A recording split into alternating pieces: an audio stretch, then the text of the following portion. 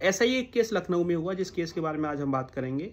ये जो केस है, ये SC/ST कम्युनिटी की एक महिला थी जो देवकली विलेज बाराबंकी में रहती थी, जिसने जून 29, 2021 में एक जैतपुर पुलिस स्टेशन में एक FIR लॉन्च करी, जिस FIR का नंबर है 157 ऑफ 2022, जिसमें उसने एलिगेशन लगाया कि एक लड़का है जो वहीं के पास के किसी गांव का है और उसका एक अनआइडेंटिफाइड फ्रेंड ने उसके साथ गैंग रेप कमिट किया।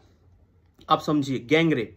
रिलेवेंट सेक्शंस में FIR लॉन्च करी गई और उसके बाद उसकी जांच CO साहब को सौंप दी गई, क्योंकि SC/ST जो एक्ट होता है, प्रिवेंशन ऑफ एट्रोसिटीज एक्ट, उसमें मैंडेटरी प्रोविजन है कि जो जांच है वो कम से कम एक DSP लेवल के अधिकारी करते हैं।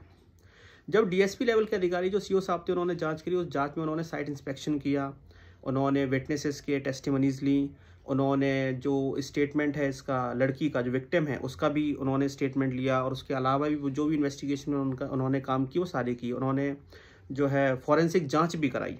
ठीक है, सारी जांचों के होने के बाद, स्टेटमेंट्स के होने के बाद, इन्वेस्टिगेशन के होने के बाद ये पता चला कि जो लड़की क्लेम कर रही है कि उसके साथ गैंग रेप हुआ है, और जो एलिगेशंस वो लगा रही है, उन एलिगेशंस के सपोर्ट में कोई एविडेंस नहीं मिल पा रहा है, बल्कि जो भी एविडेंसेस मिल रहे हैं वो उसके क्लेम को कॉन्ट्रडिक्ट कर रहे हैं।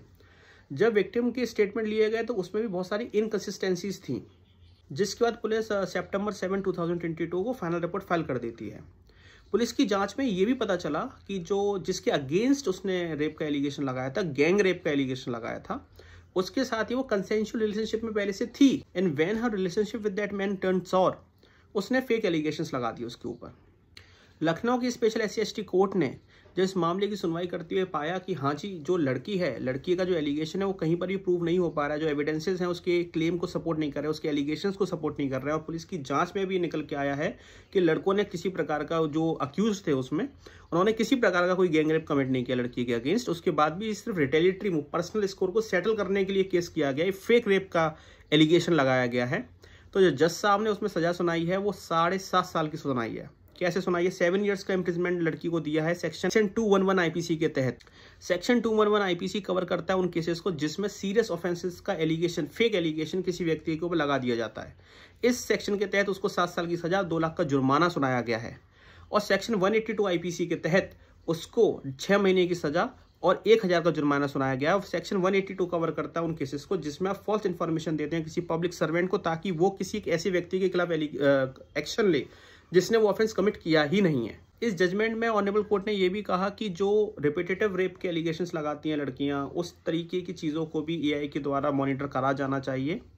और उन्होंने ये भी बोला कि FIR के रजिस्ट्रेशन के बाद ही कंपनसेशन का अमाउंट नहीं देना चाहिए, बल्कि चार्जशीट के फाइल होने के बाद देना चाहिए, ताकि जो टैक्स पेयर का मनी है उसका मिसयूज ना हो। और उन्होंने DM बाराबंकी को ये आदेश भी दिया कि किसी प्रकार का अगर कोई कंपनसेशन इस लड़की को दिया गया तो वो रिकवर किया जाए। कोर्ट ने इस जजमेंट में जो फाइन लड़की के ऊपर लगाया है उसमें से एक पोर्शन को निकाल के अक्यूज्ड के लिए भी कंपनसेशन देने की बात कही, और ये आदेश दिया कि कंपनसेशन का एक अमाउंट अक्यूज्ड को भी मिलना चाहिए। क्या आपको लगता है कि ऐसे जजमेंट होगा किसी प्रकार से हमारी सोसाइटी पे एक ऐसा इम्पैक्ट पड़ेगा कि फॉल्स रेप के केसेस हमारी सोसाइटी में कम होंगे, और जो रियल विक्टिम्स हैं लड़कियां जिनके साथ गलत हो रहा है, सिर्फ वही केसेस फाइल करेंगी? आपका इस जजमेंट के बारे में क्या राय है, मुझे कमेंट सेक्शन में जरूर बताइए। धन्यवाद।